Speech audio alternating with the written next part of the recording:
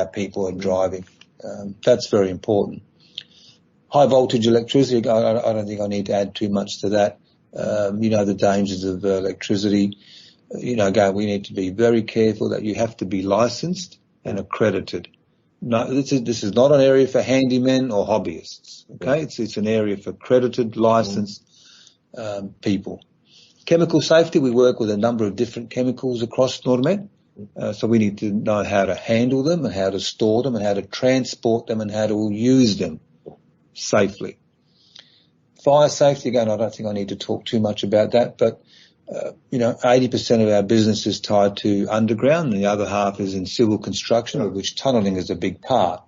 Fire in any underground environment, whether it's a mine or tunnel, is serious. But also we work with equipment, diesel-powered equipment, hydraulic equipment, electric equipment. So there's the fire safety is very important.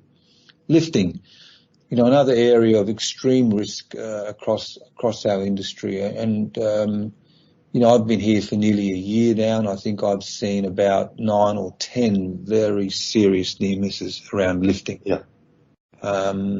This is an area that people can get killed very easily and very quickly. Then we have mechanical hazards. We have a lot of mechanical parts, a lot of mechanical components. We have to learn about the hazards and how we protect ourselves around moving parts, stored energy, things like that. And then finally, around underground. Again, there are many injuries and fatal accidents underground from falling rock, from unsafe ground conditions.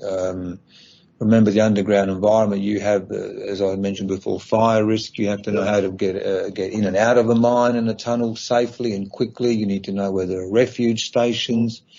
You need to know how to use self-rescuers in the case of fire.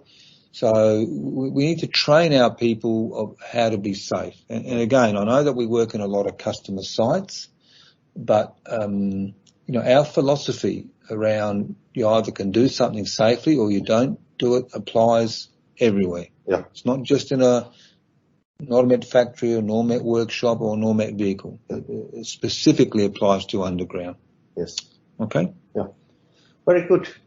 Thanks for a summary, Ed, and let's now get into a bit more of the details onto these ones, and after that we will be discussing a little bit how these will be then implemented during the next year and what kind of activities we are taking around this. So starting with energy and machinery isolation, and the fundamental, as you said, isolate and verify that there's zero stored energy before any work begins, and also very important being the lockout tagout procedures, so that we are really ensuring that nobody else is touching the machine and nobody else is providing risk over there.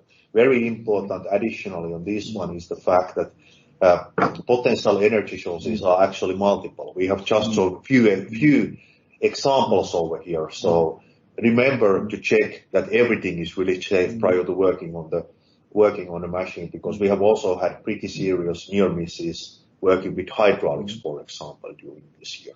And those are, once again, cases which could have been preventable had we taken the proper assessment before the work. So this is important, and this is also something where risk levels are very high, so extremely important area to work for us.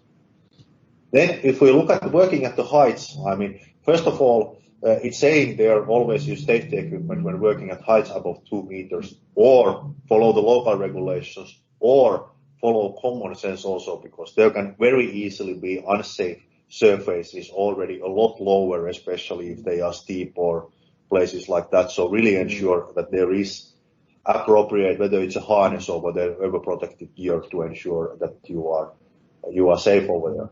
And equally importantly, inspect the fall protection equipment before use. There's no point in using that equipment unless it is really safe to use. And this is very fundamental of anything, because otherwise we are not doing our work properly on ensuring that the preparations have taken place. And equally important when working at heights, you need to have somebody in place who can initiate an emergency response if something happens.